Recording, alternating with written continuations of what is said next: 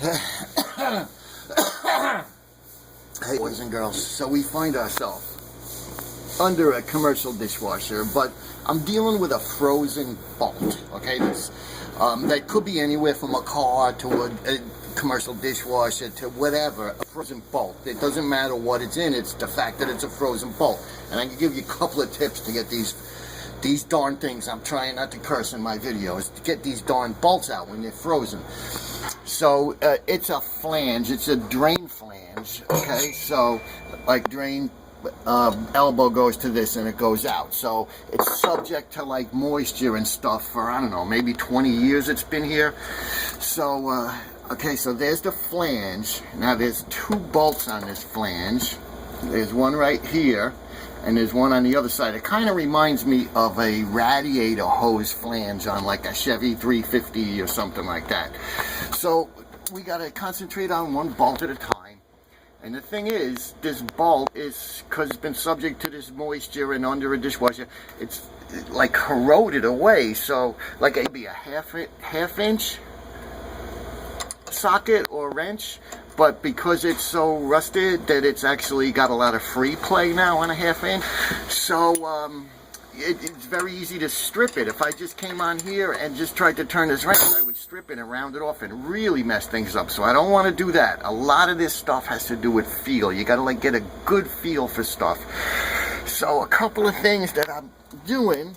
Let's see if we can get you guys a camera shot on. Alright, so what I've been doing is, the first thing I did was I took the torch and not the head of the bolt, because the heat's going to help us a lot, but not the bolt that we're going after. What we want to do is heat up what the bolt is in, because the whole idea is metal expands when it gets hot. So we want to heat up where the threads of this bolt are, so it would expand like 1/1000th of an inch or something, and just give us that little bit of extra play we need to get this bolt loose. So I've been heating up the housing over here for, and it's kind of like a big, the housing's this whole thing, so maybe it's going to take 3 or 4 minutes of heat just to warm it up a little bit. So you don't want to get it red hot, definitely not red hot, but you don't want it room temperature. You want to get up to about 350 degrees. The area where the bolt is into. So here's the bolt. Okay, it goes through the flange, and then I would think it comes down about this deep. So I heat up here, I heat up here with the torch for a good, like I said, you got to get it up to like 350. So, you know, maybe a good actual 3 or 4 minutes I've been heating this up.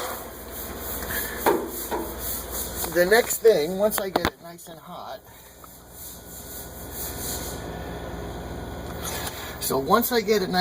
the next thing I did is I took a screwdriver and a mallet and I put it right on the head of the bolt and I whacked it about 50 times. What I want to do is send shock waves down through the bolt. Now I'm actually hitting the bolt this time, not the housing, but I want to send shock waves through the bolt to kind of loosen up the threads in there. So a whole bunch of moderately firm whacks just to get those shock waves going. And then the thing I did is I hit the bolt on one of the faces of the bolt. I'm hitting it, and again with the whole shockwave theory, you want to kind of send shockwaves through it, but I don't want to mess up the faces of my bolt for my wrench. I still want to keep them nice and square, so be careful with that. The next thing I did is I came down to the actual flange, and again with the shockwave flange. And then if you can, you just want to whack the housing a bunch of times. A situation like this, and a lot of people might say, ooh, put some penetrating oil on it, but really, in this situation here, where's the penetrating oil going to go? It's just going to drip straight down. It's not going to get down into the threads, which are down here, okay? So I got it nice and toasty. The open end wrench is a little loose on it, because like I said, it's corroded, so I feel better with a socket that's going to grab it on all sides, and I had to scrape a lot of rust out of the area between the bolt head and the housing. That little area there had a lot of corrosion in it and stuff that we had to get out. So, and that would be like right in here, this area. I had to get it out to get the socket to fit. And then also I wire brush it just to clear it up. And we get the socket on there, and I also whacked the socket a couple of times just to get it to seat good. And we're using 1/2" drive ratchet wrench. And let me get a camera angle set up for you guys, and we'll do the actual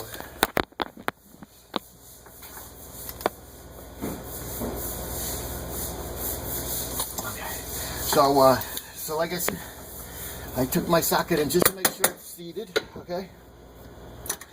And then, and again, a lot of feel. You want to do a lot of feel. We don't want to strip it. So if it feels like it's not coming out, you're going to want to stop and do it again. You're going to heat it up more. You're going to whack it some more. You want to scrape it some more.